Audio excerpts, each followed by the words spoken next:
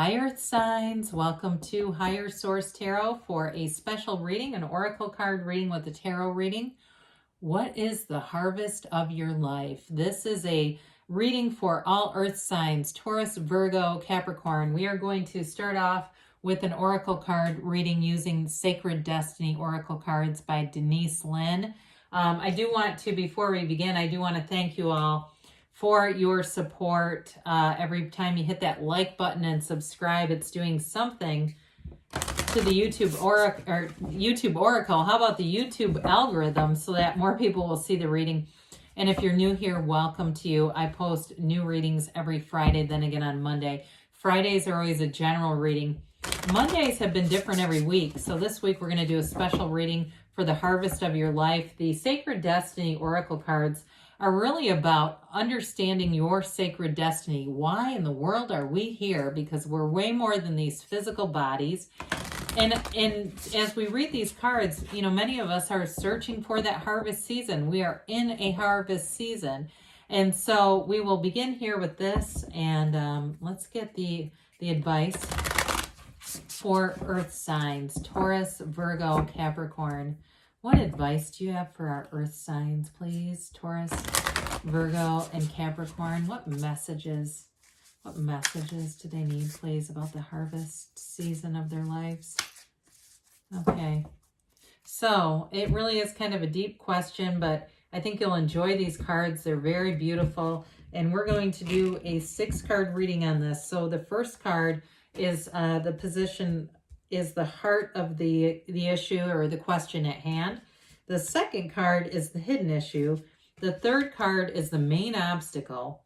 The fourth card here is your main fear.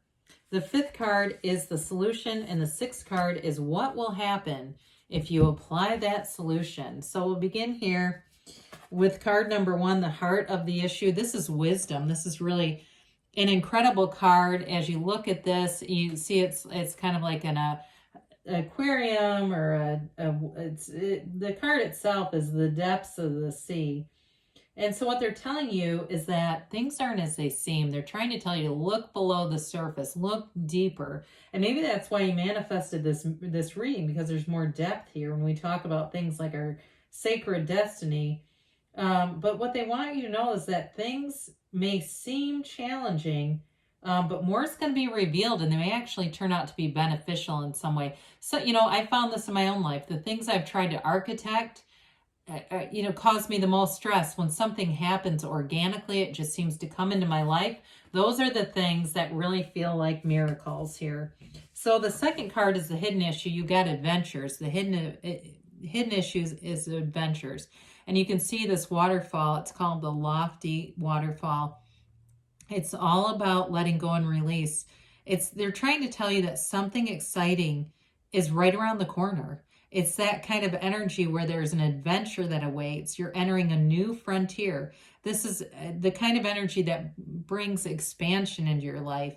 It's also too, though, a card when it's time to take off the blinders about something. So if there's something you haven't wanted to see, they're telling you you're ready to take the blinders off and see the world in its entirety. If there's something, again, that you go, no, I don't really want to know about that. Well, they're telling you to take action here, because this too is a card that indicates there could be stagnancy if you don't take some action. So you've got wisdom and adventures here. The third card, this is a major obstacle, delight. That's an interesting obstacle. Now you'll see the sparrows. The card is called the Sparrows in the Spring Grass. That's the other name for this card. And they're trying to tell you again that you got expansion. They're telling you to go to gatherings. So if there's something, since this is an obstacle, if you're saying I'd love to, but I don't know of any, start looking for new ways that you can be included in groups, join new places, go to new places. Or if you're invited and you often say no, they're trying to tell you this is a card of spontaneity, being carefree. They want you to kind of get out of that more predictable routine. Do things that you wouldn't normally do. Put yourself out there. The other thing about this too, though, in this energy, it's a card that warns us not to make promises.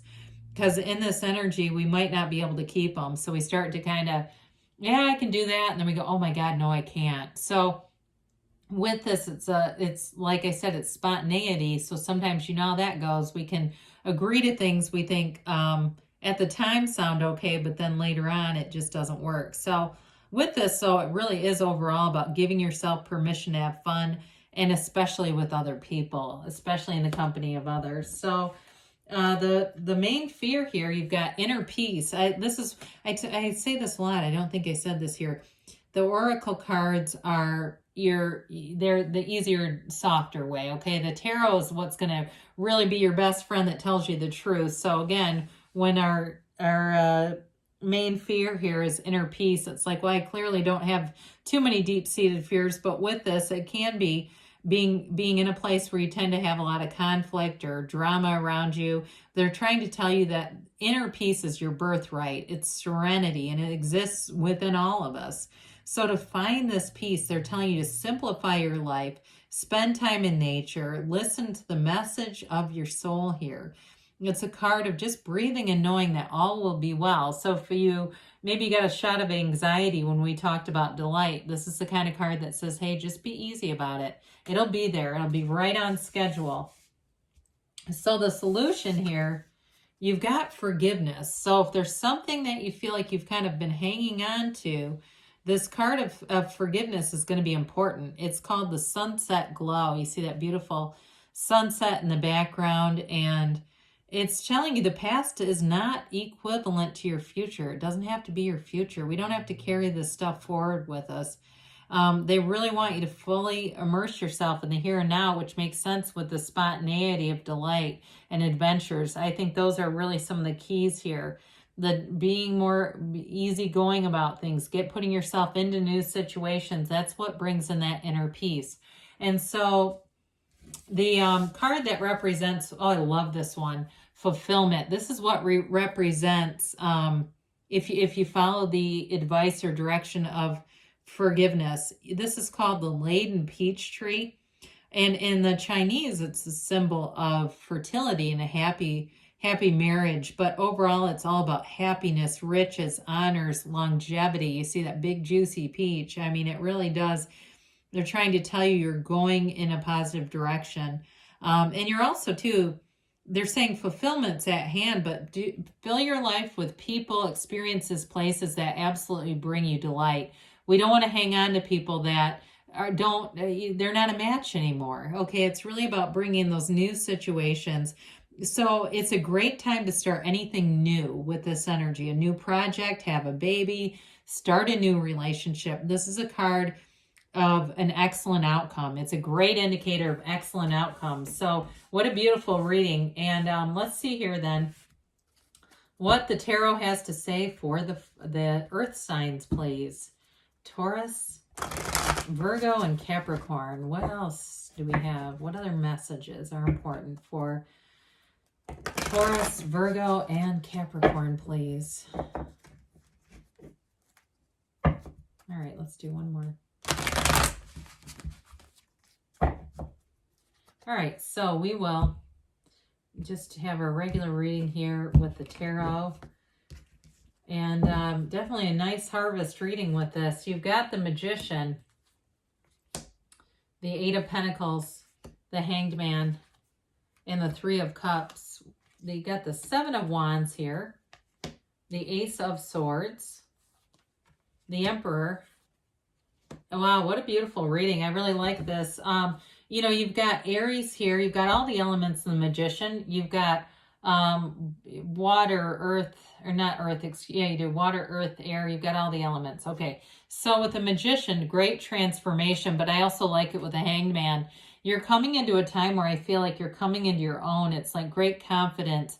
This is all about making gains. It's turning thoughts to things. It's knowing yourself. It's knowing who you are and bringing in abundance all around you. You see the garden of the mind, the flowers at his feet are those earthly or material cultivations from your mind. I also, too, like to point out that infinity symbol over his head. It really is telling you you're more than this physical body, but you can have, do, or be anything on this earthly plane.